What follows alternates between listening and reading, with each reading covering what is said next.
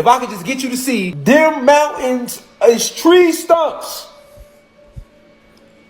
If you can really see that, the veil is broken, bro. Because from that point, you see everything. You see everything. You really get to looking at the mountain, you be like, oh shit. That shit do like a tree that got cut down. And then you start scanning back, looking at the whole mountain range. You be like, oh fuck, that's the tree they cut right there. That's disguised as mountains. Boy, that shit stand out clear as day when you notice that's the tree you looking at. And then think about how tall the tree was. You're like, oh shit, hold on now.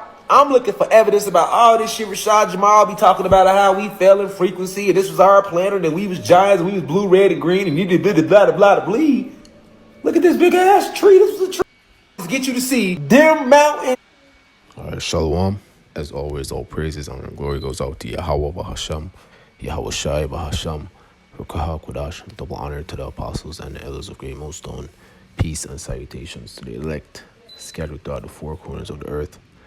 And this is why the Apostle Tahar said some time ago, it's important to be one deep, not too deep, because here it is, Jake always knows some shit, always figuring out some bugged out shit that they believe to be true, but they have no clue who their master is. They have no clue who Yahweh, who the world ignorantly calls God, is, who's their true, God and power.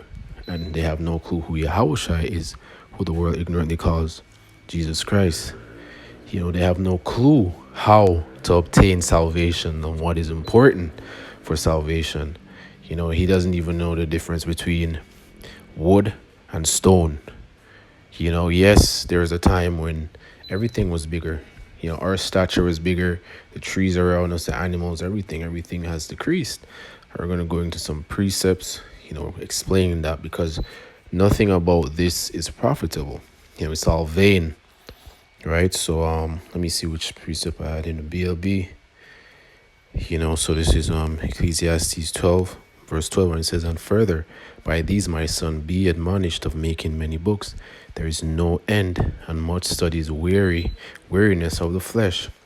Right, so Esau's philosophies and different ideas that he has put out there on the internet, or in videos that people like himself come across and feel like they figured out something, and they get bugged out because this is an example of reading many books, different books, and the book that we're supposed to be wholeheartedly focusing on is the Bible. The scriptures, the holy scriptures, but you can't make yourself want to do these things or understand the things that are written in the Bible. You have to be called. You have to have a spirit of the hopeful elect, ultimately, right? Because the 2/3 is going to do what a 2/3 does. Nevertheless, we have no clue who those spirits are. So we continue in doing different videos, edifying, open the spirit, through Yahweh Shemel Shai, Bahasham Rakar Kodash, does what it does, awaken the ones chosen for salvation. Right, so this is a point in verse 13. Let us hear the conclusion of the whole matter. Fear Yahweh and keep his commandments, for this is the whole duty of man. Right, so that's a duty, man. You gotta fear Yahweh Shemel Shai. He has no clue who that is. He has no clue who Yahweh Shai is. He probably doesn't even believe that he's an Israelite, so he's already through. It's up to the Lord whether or not he's a soul that's going to be saved or not. But as it stands, seeing everything that he's spewing on the internet is just vain. Nothing is profitable there.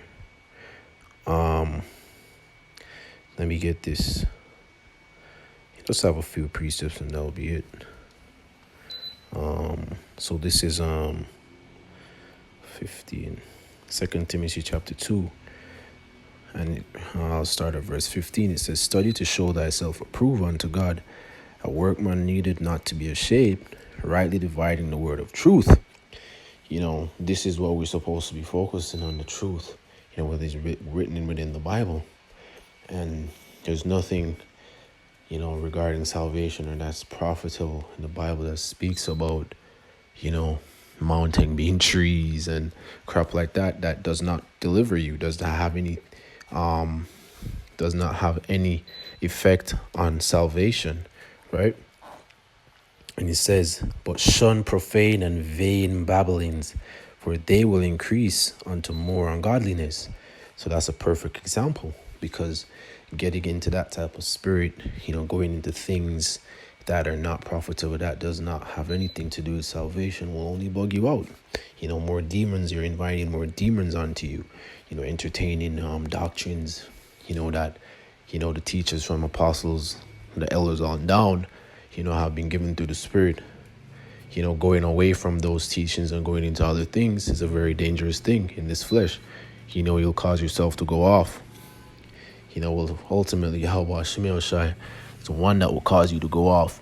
So don't tempt the Lord, because on a lower level, we have some, ability to, worship Yahweh Shemel Shai, pray, study the truth, as it says in the previous verse, study to show yourself approved, rightly dividing the word of the truth.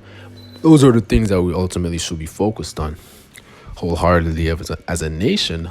However, the elect will be the only individuals on the planet Earth that will be doing these things. So let me continue. Let me see what else I have here. So yeah, I'll read this one. This is Acts chapter 4, verse 12. And it says, neither is there salvation in any other, for there's none other name under heaven given among men whereby we must be saved. So, knowing whether or not a tree is a mountain or not has nothing to do with your deliverance. It will not protect you from the missiles that are coming, will not protect you from the concentrated fire that are coming from the chariots. It will not protect you from the battle axes of the Most High. Destroying you people, capturing you people, doing what is prophesied unto you people, destruction, annihilation. Knowing these vain, trivial things will not deliver you, right? Only thing that can deliver you is Yahweh Shemel Shai,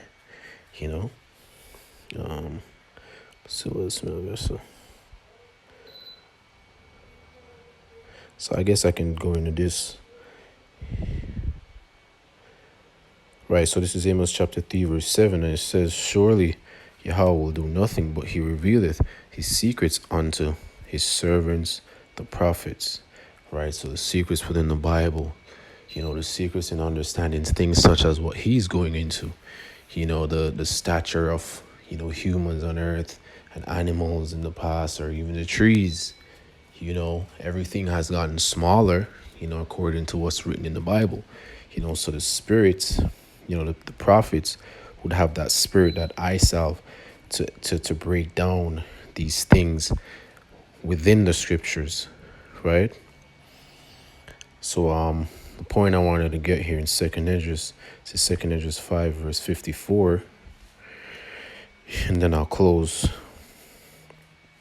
It says, consider thou therefore also how that ye are less of stature than those before you, right?